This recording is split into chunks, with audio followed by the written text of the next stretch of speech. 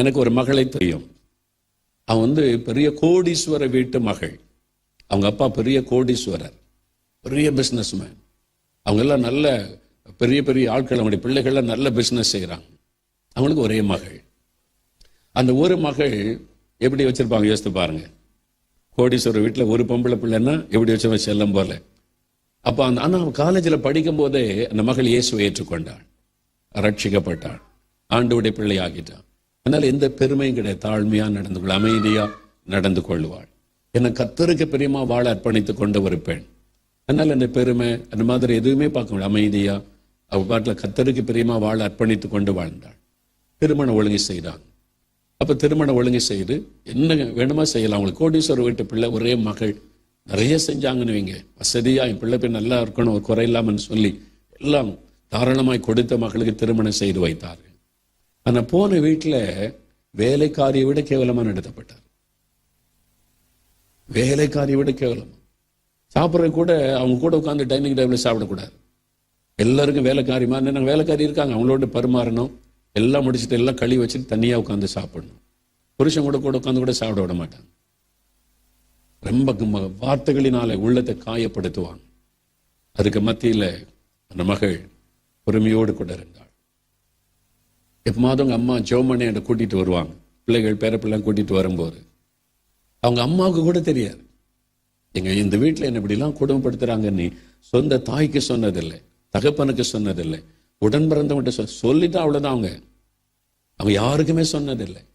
அந்த வீட்டில் ஒரு செல்லம் போல வளர்ந்த அந்த பிள்ளை அங்க போய் அவ்வளவு வேதனைப்பட்டாலும் சகித்து கொண்டு ஆண்டவரிடத்தில் மாத்திரம் ஜெபித்து கொண்டு பொறுமையோடு அந்த பாடுகளை சகித்தாள்.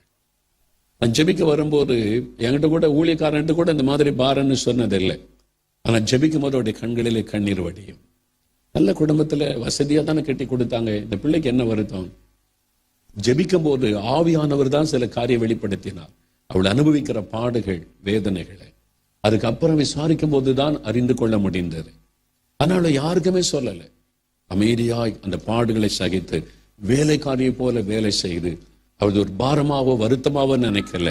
எங்க அப்பா அம்மா என்ன எப்படி வச்சிருந்தாங்க, எவ்வளவு கொடுத்தாங்க, எவ்வளவு வசதியா நான் இருக்கணும்னு சொல்லி எல்லாம் செஞ்சாங்க. இந்த குடும்பத்தார் அப்படி பண்றாங்களேன்னு மாமியாரை எதிர்த்து பேசினதும் இல்லை, மாமனாரை எதிர்த்து பேசினதும் இல்லை.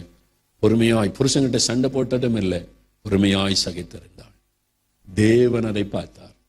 நம்ம என்னைக்குமே ஆண்டவரை மறந்துடுறோம். அதான் பிரச்சனையே. பிரச்சனை வரும்போது இயேசுவை மறந்துட்டு நம்மளா சண்டை போட்டுக்கிட்டு இருக்கிறோம். உங்க வீட்டில் நீங்க 2 பேர் சண்டை போடும்போது பக்கத்தில் யார் நின்று பார்த்துக்கிட்டு இருக்கிறான்? அந்த உணர்வே நிறைய பேருக்கு இல்லை. அதுதான் கிறிஸ்தவ குடும்பத்தில் உள்ள பிரச்சனையே. நம்ம சர்ச்சுக்கு வரும்போது இயேசுவை நினைக்கிறோம், வீட்டுக்கு போனா இயேசுவை மறந்துடுறோம். அவர் வீட்டில் தான் இருக்கிறாரு, எல்லாத்தையும் கவனித்துக் கொண்டு இருக்கிறார். அவர் கவனித்தார். அந்த குடும்பத்தில் அந்த மகள் உபத்திரப்படுத்தப்படுகிறதையும் பொறுமையோடு சகிக்கிறதை கவனித்தார். ஆண்டவர் என்னைக்கு திடீர்னு அதிரடி நடவடிக்கை எடுத்துருவார். ஆண்டவர் நடவடிக்கை எடுத்த எப்படி இருக்கும்? அதிரடி நடவடிக்கை. அவர் ஒரு நடவடிக்கை எடுத்தார் பாருங்க, அந்த குடும்பமே ஆடி விட்டார். அப்போ இந்த மகளுடைய ஜெபம் அந்த குடும்பத்தை காப்பாற்றினார். அந்த குடும்பத்தார் அறிந்து கொண்டாங்க, இவளோடு இருக்கிற ஆண்டவர் பெரியவர், இவளோட தேவனுடைய பிள்ளை. குடும்பமே அவளுக்கு பயப்பட ஆரம்பித்தார். அதன் பிறகு கணவரே அவட்ட என்னன்னாலும் மனைவி ஜெபம் பண்ணி சொல்லு, அதை தான் செய்வோம். மாற்றம் உண்டாகி கொஞ்ச நாள் உபத்திரவத்தை சகிச்ச உடனே குடும்பத்தை கத்த தலைகளாய் மாற்றிவிட்டார். ஆனா நிறைய பேருக்கு இந்த கொஞ்ச நாள் பாடு சமைக்கிறது முடியல, அனுபவிக்க முடியல, பொறுக்க முடியல. உடனே சண்டை, உடனே பிரச்சனை, உடனே டைவர்ஸ், உடனே அடுத்த கல்யாணம். இதுல எங்கிருந்து படிச்சாங்கன்னே தெரியல. திரும்ப விவாகரத்து பண்ணவே கூடாதுன்னு வேதம் சொல்லுகிறார். அனுமதியே கிடையாது. ஒரு மனைவி தன் புருஷனை விட்டு பிரிந்து போக கூடாது. புருஷன் மனைவியை தள்ளிவிடக் கூடாது.